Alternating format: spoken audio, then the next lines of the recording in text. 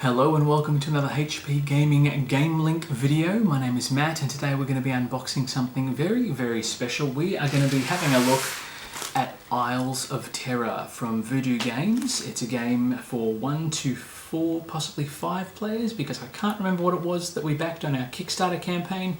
It was a long time ago. It was 2017, I think, when I first backed the game. So I can remember there is obviously the base game, and I believe there's a little something extra in this one as well. There was a plethora of expansion content as well, which we didn't go for, but this is base game, obviously a few other bits and pieces as well, just to give you an idea of what it's all about. Without further ado, let's get on into it, because I for one can't remember what it was we actually backed with the campaign. A lot of crazy stuff going on Kickstarter at the moment. For those of you that are keeping up with it all, Psycho Chicken, Broken is still an ongoing saga as well. Rival Restaurants has got its second expansion coming out. Batman Gotham City Chronicles Season 2 is on its way, so I'll be doing a video of all the content we've got for that too. And look out as well for playthrough videos and things. We've got a couple of reviews coming up as well of some of the videos, games we've already unboxed. And our first competition is currently running until the end of February. And that is our Marvel Champions competition, where you can win a complete set of the current released items for Marvel Champions. About $200 worth, so it's going to be a bit of fun. In other news, folks, also got ourselves a bit of an entry into the Australian Toy Fair coming up on Sunday the 1st of March. So we're going to go down there, have a bit of fun, see our reps from our distributors in Sydney, and let you know what's going on. Probably the only other biggest bit of news that we've got is that Flesh and Blood, the trading card game, has launched here in Australia. So if you haven't already got on board, get on board, because it is the game that is, in my opinion, going to rival Magic the Gathering. But anyway, now that we've told you all about that, let's get into what we've got here. Lots of bubble wrap, as always. Lots of bubble wrap and lots of tape as well.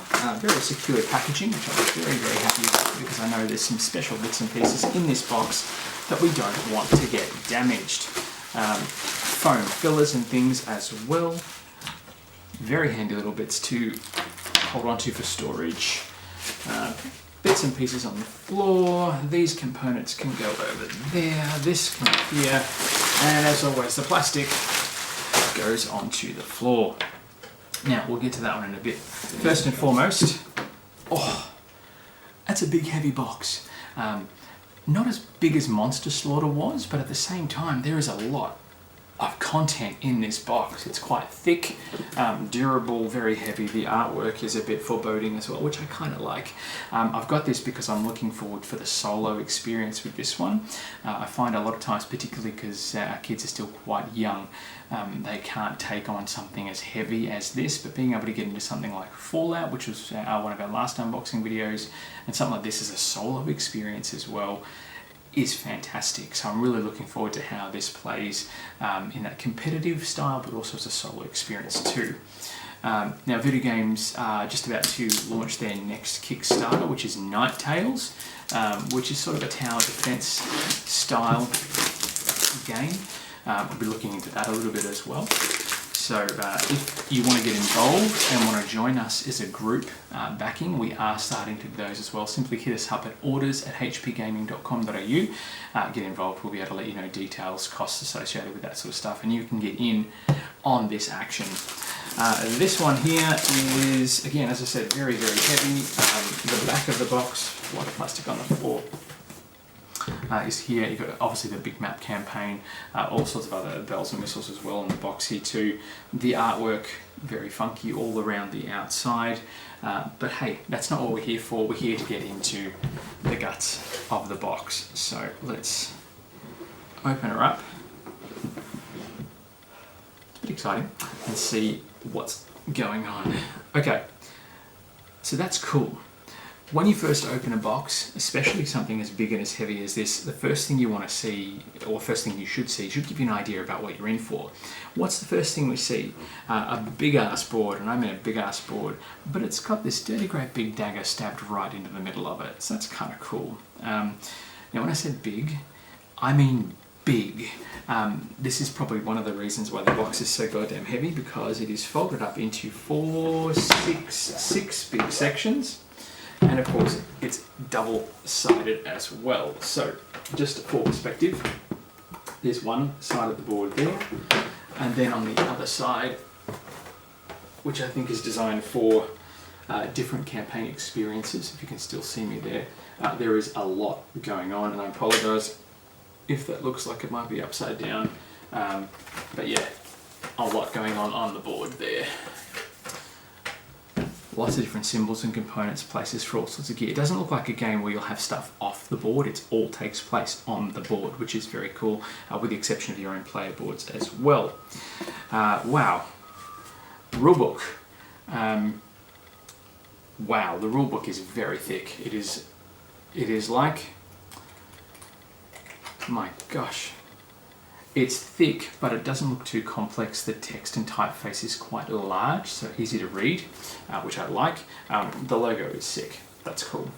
One of the things I do like about the rulebook, I mean, apart from, to give you an idea, for those of you that have played any LCGs from Fantasy Flight Games, where they have the learn to play and then the rules reference, this is about as thick as both of those.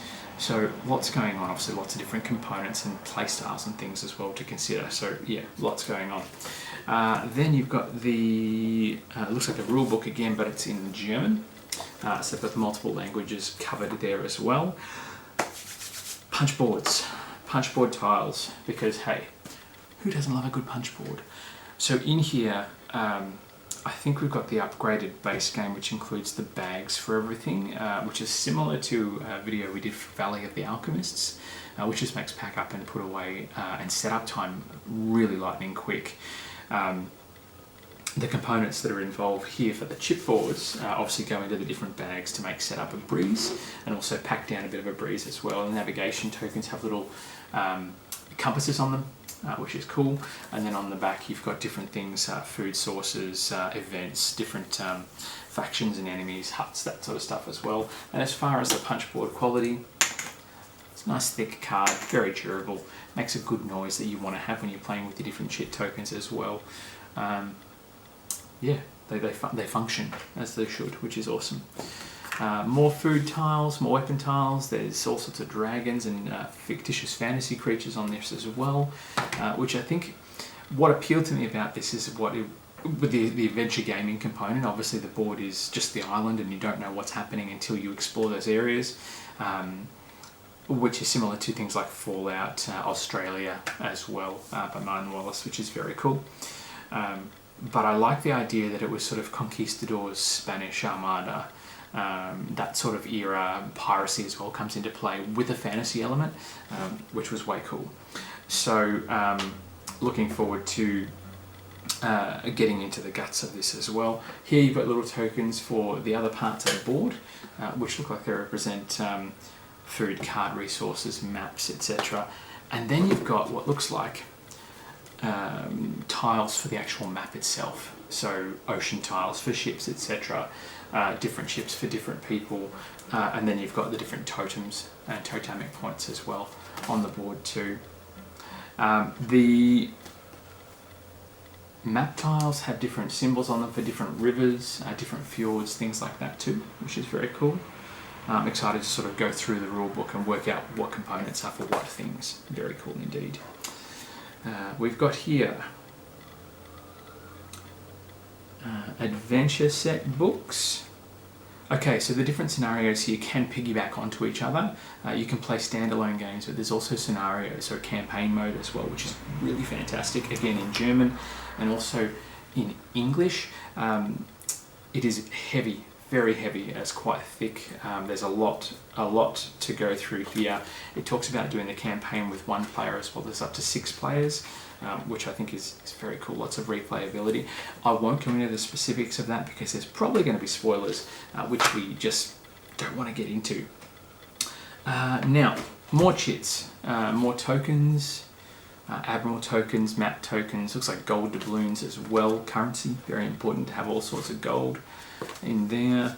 And it looks like, yes, they've done everything in German and in English. So you've got the German pack of cards here, which is all the same cards, just in German. and then you've got the English cards. So it's actually quite a bit of expense for them to manufacture both sets in both languages just for the one box, which is really quite convenient. It means I only have to ship one thing across the world, but obviously they've added a bit of expense to the box to simplify things a little bit, make it more accessible, I guess.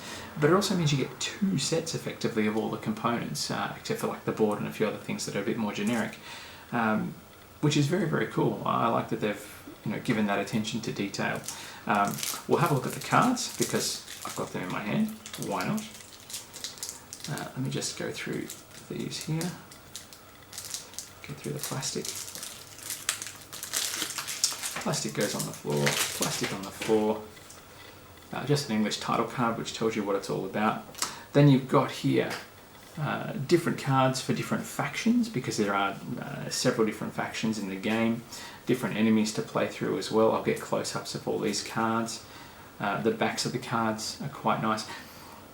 Am I happy about the size? They are quite small. I don't know why, whether that's because they were doing double quantities, maybe that was something that they considered. I know that these are going to be cards that you'll play around your player boards and things, and obviously on the maps as well. The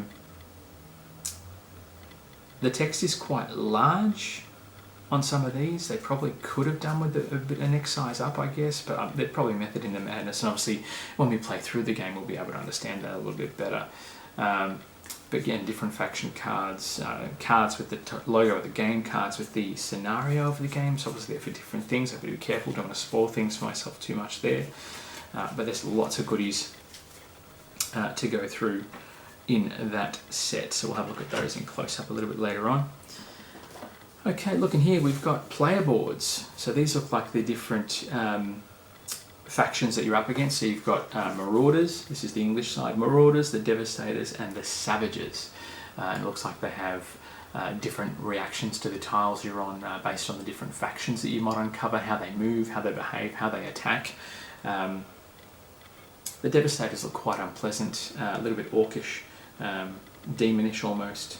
Marauders are more your pirate types, and Savages obviously the natives of the island of Terror that you're on. Wouldn't want to cross any of those in a dark alley, to be honest. And then you've got your player boards. So you've got 1, 2, 3, 4 different player boards here. They all have a place for the cards, which is obviously in place there.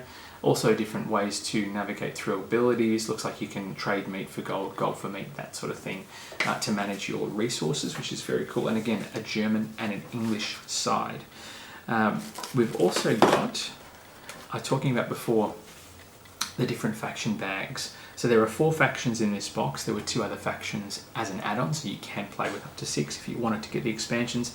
And then bags for location tiles, navigation tiles, things like that. And under each of these cloth bags for the factions, so there's 1, 2, just make that flatter there,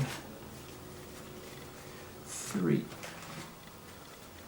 and 4. You've got a little bag of bits. Now I know you could have upgraded those to different minis to represent troops and things, but there was a lot of money involved in these ones here. There's ship wood tokens as well. I'll just open the blue set so we can have a look. I'll get rid of, my goodness, there are a lot of tokens, which is good. Silica gel can go on the floor. We'll keep the plastic. No, we don't need the plastic. We're going to put it back in the bag. So the token's quite durable. There's different tokens that obviously denote different things. Cubes for your player board, individual wooden die-cut ships, which is very cool, depending on where you're landing on the island, and different discs, I guess, for scoring things as well. And I think these are representative of the different soldiers and armada types, or people within your military, which is very, very cool. And they all fit in these nice, neat little bags, which I'll do very badly. Very badly, which you can then tie up, and obviously again makes pack up a breeze, unless you just do what I did and throw things around. Oh dear.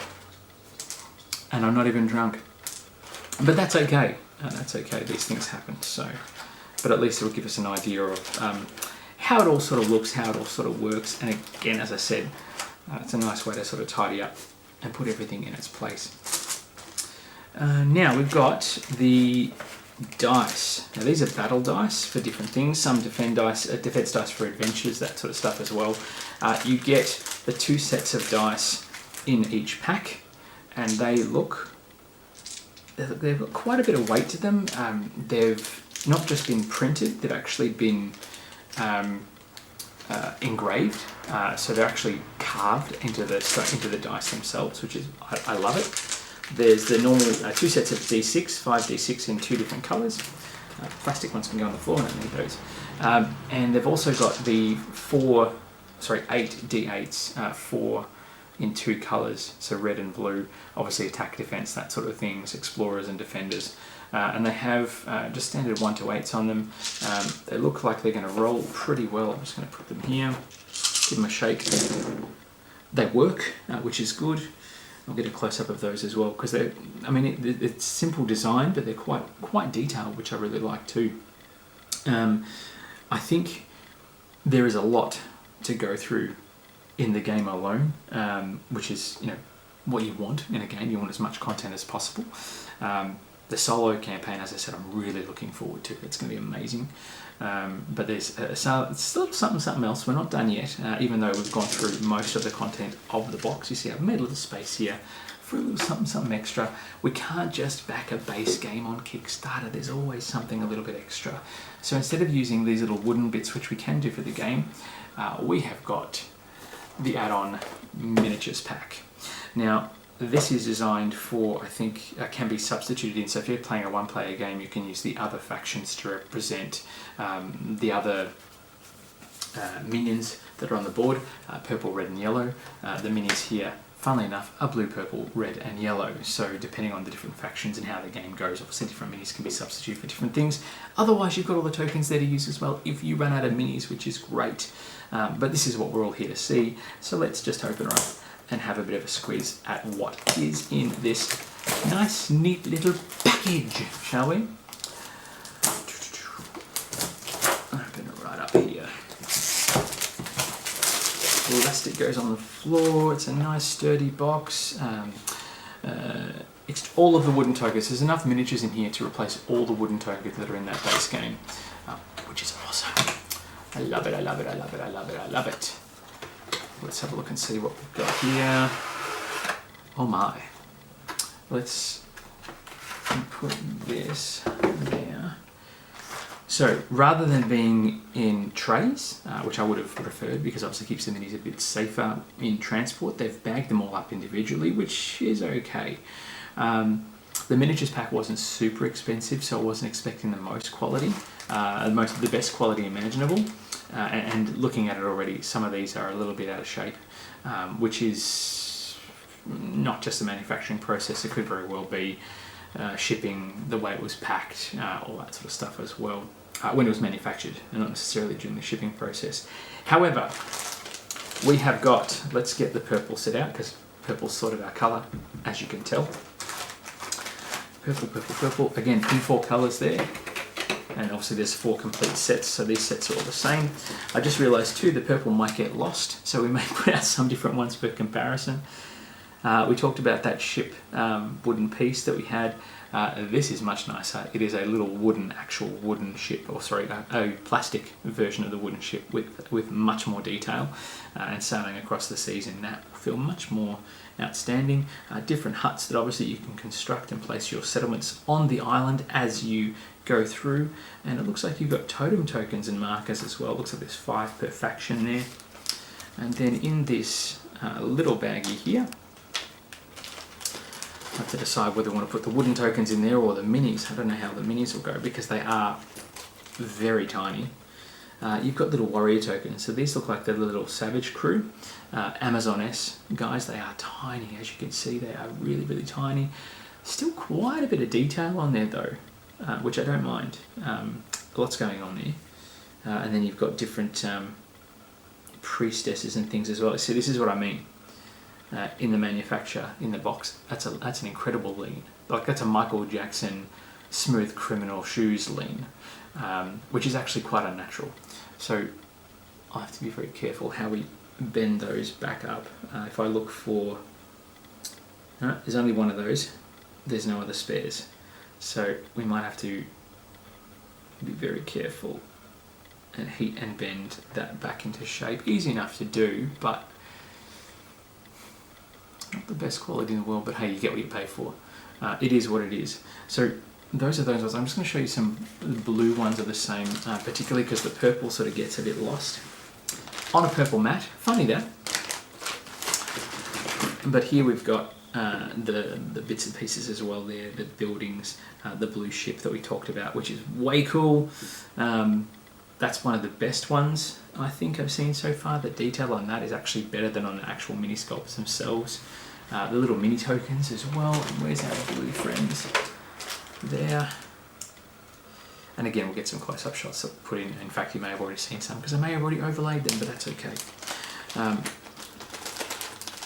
Here we go. There we are. Oh, those guys are cool. Okay, so the different factions have different sculpts based on who they are. So these are this more Spanish conquistador types. This guy's got like a rifle over his shoulder. Pretty sick, actually. And he's a bit more sturdier than some of the savage ones, which is the sort of Amazon warrior women. Their general, I guess, has got a spyglass, looking out across the island, maybe looking out from the ship, seeing what's going on. They've even got the detail of the ponytail in the back for each of these guys too, which is very cool. And the tricorder hat looks awesome. I'm gonna have to open the other ones now, see what they're all about. The big bag, which is the buildings and stuff, is all the same. But we've got these guys, like the demon-y type guys. But obviously for the purpose of these minis, if you're playing as them, they're not so much demons, they're more soldiers. These guys look like they're French with their hats on. And they've got rifles as well on the march. The general for this guy, yeah, he's like a Napoleon sort of guy, rifle in hand, pistol in hand, which is actually bent a little bit because it's very flimsy. And it looks like he's got a rapier as well, drawn, ready to go. Very cool. Do close-ups of all these different mini guys, which is awesome. And then our yellow troops here. These guys could be the conquistadors, the Spanish guys. So what are those? I don't know my history as well as I should, clearly. The conquistador guys, these are guys that have the proper Spanish Armada helmet things on them. So these guys have got that. Oh, I'm dropping them everywhere. It's not going to be helpful for them. The rondash, the big spear blade with the axe on the end, I think it's called a rondash, and they've got the little hat on them, the helmet as well, long swords on each of them too, and their hero dude is like, yeah, he's drawn, he's got a long pistol in his hand, his sword's at the ready, he's like gung-ho, let's get these bastards ready to charge, and he's actually, looks like he's the one he's the most ready to do battle out of all of them actually. So maybe I'll be playing as the yellow team from this point forward. Ready to do some serious damage, which is awesome. So minis, look, they're not the best. They're definitely not the worst I've seen either. But you definitely want to be able to move people around the board rather than a wooden block. Although the Euro style game, the wooden tokens are sort of the way to go.